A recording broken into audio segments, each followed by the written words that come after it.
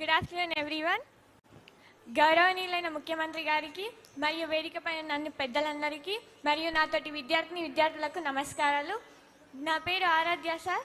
నేను జెడ్పీహెచ్ఎస్ పెద్దారాలలో చదువుతున్నాను సార్.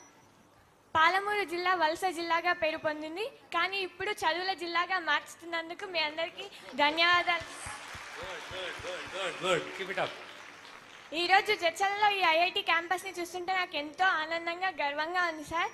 నిన్నటి వరకు నాలాంటి విద్యార్థులు ట్రిపుల్ అంటే ఎక్కడనో బాసరా లేదా న్యూజువీలో అని కలలు కన్నారు. కానీ ఈరోజు మన కళ్ళ ముందే మన మాప్నార్లోనే మన పాలమూరులోనే ఇంత మంచిగా కట్టినందుకు మన ప్రభుత్వానికి మనస్ఫూర్తిగా ధన్యవాదాలు తెలుపుతున్నాను సార్. నాలాంటి విద్యార్థులకు, నాలాంటి గ్రామీణ ప్రాంతం విద్యార్థులకు ఇంత మంచి అవకాశాన్ని, ఇంత మంచి సాంకేతిక విద్యని మరియు ఆర్టిఫిషియల్ ఇంటెలిజెన్స్ వంటి విద్యను అందిస్తున్నందుకు మీకు చాలా ధన్యవాదాలు సార్. నాలాంటి విద్యార్థులను మీరు అందరూ ప్రోత్సహిస్తున్నందుకు మీకు చాలా చాలా ధన్యవాదాలు సార్. ఇంత మంచి అవకాశాన్ని నాకు ఇచ్చినందుకు మీ అందరికీ ధన్యవాదాలు sir. Thank you Aaradhya. Thank you. Last is Ujjwala.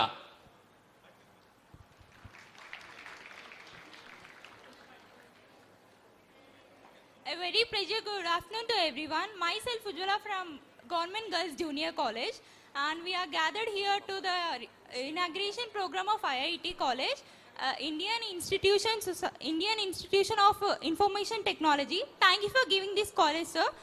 And since 10 years, my government college was suffering from many kind of problems, such as like old building and classrooms problem, and also board facilities.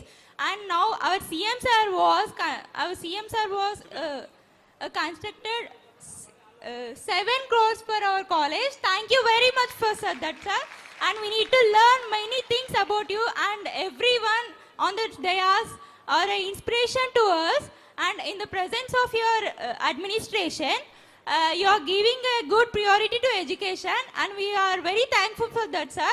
And we need to continue our studies with a good manner and good implementation, and we need to give a good name for our Telangana and Bharat. And our college was suffering from hostel facility. We don't have a correct hostel, so we are kindly requesting for provide a hostel for us. And many people are suffering from long distance to come our college, and it is the most trended college in our Telangana with 2,000 people. So we are kindly requested for all, sir. And we are very thankful for coming here and presenting your good words, and we are very inspiration to everyone, and you're giving a good inspiration every madam and IAS madam, IPS madam. We need to conclude your speech, and we need to follow your words.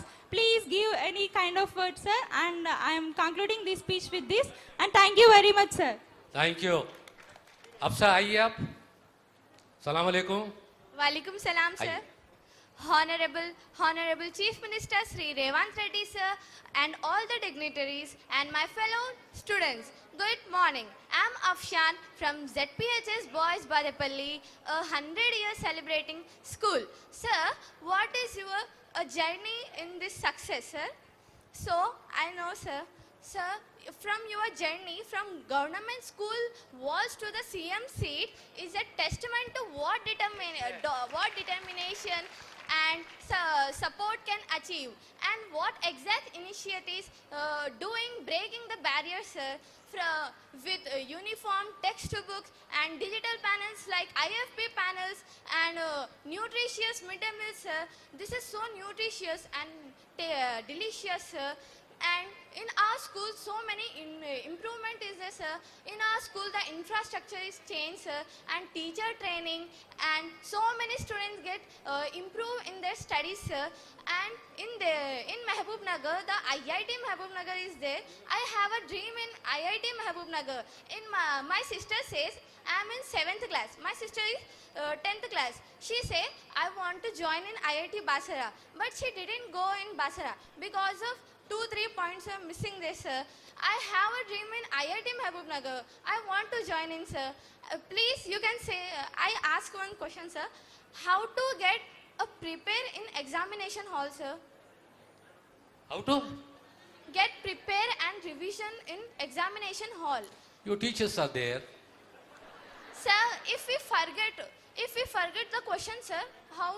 If we forget the question, forget the questions. So you should, what do you call it, freshen up your memory. Okay, sir. So your concentration is important. Okay, sir. Now one beautiful question you have asked the Honorable Chief Minister is, how did you break the barriers? Yes, sir. From a Zilla Parishad high school student Yes, sir. to becoming the Chief Minister of Telangana. Yes, sir. How did you break the barriers? Now Chief Minister is going to answer this. Okay, sir. Thank you very much. It's a wonderful interaction. Now I request the Honorable Chief Minister Revanth Reddy Garu to address the students. Thank you, sir. Triple IT Mahbubnagar ప్రారంభోత్సవ కార్యక్రమంలో పాల్గొన్న సహచర మంత్రివర్గ సభ్యులు, parliament సభ్యులు, శాసన మండలి సభ్యులు, శాసన సభ్యులు, ఉన్నతాధికారులు, ఉజ్వలమైన భవిష్యత్తు కోసం ఎదురు చూస్తున్న ట్రిపుల్ ఐటీ విద్యార్థులందరూ కూడా తెలంగాణ రాష్ట్ర ముఖ్యమంత్రిగా శుభాకాంక్షలు తెలియజేస్తున్నా, అభినందనలు తెలియజేస్తున్నా.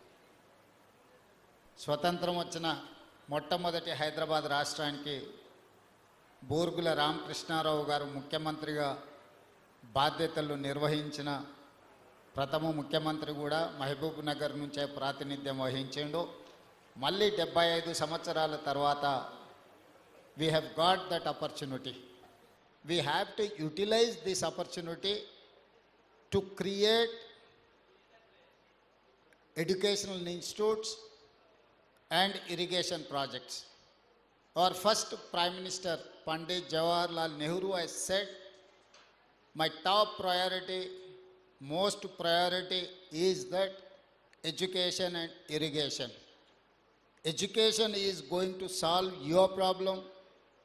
Irrigation is going to solve your food security problem. Nagarjuna Sagar, Srisailam, SRSP, all these irrigation projects have constructed by Pandit Jawaharlal Nehru.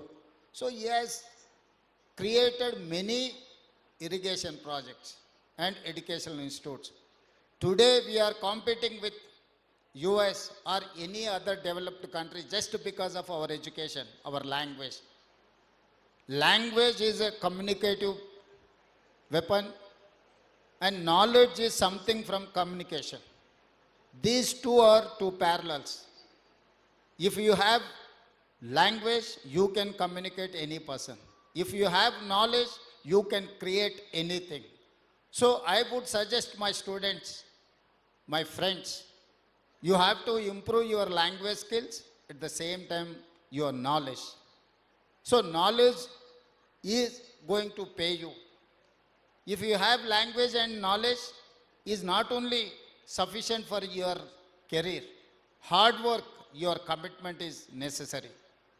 మీ జీవితంలో ఎదగాలి అంటే కష్టపడడం ఒకటే, భాష రావడం రెండు, అవగాహన పెంచుకొని జ్ఞాన సంపద పెంచుకోవడం మూడు, వీటన్నిటితో పాటు చిత్తశుద్ధి, పట్టుదల మనకు ఉండాలి. ఒక మారుమూల అచ్చంపేట శాసనసభ నియోజకవర్గం నుంచి ప్రభుత్వ పాఠశాలలో చదువుకున్న నేను మొట్టమొదటిసారి ప్రజా జీవితంలోకి ఎంటర్ అయింది ఇక్కడనే మిడ్జిల్ మండలం జిల్లా పరిషత్ మెంబర్గా 2006.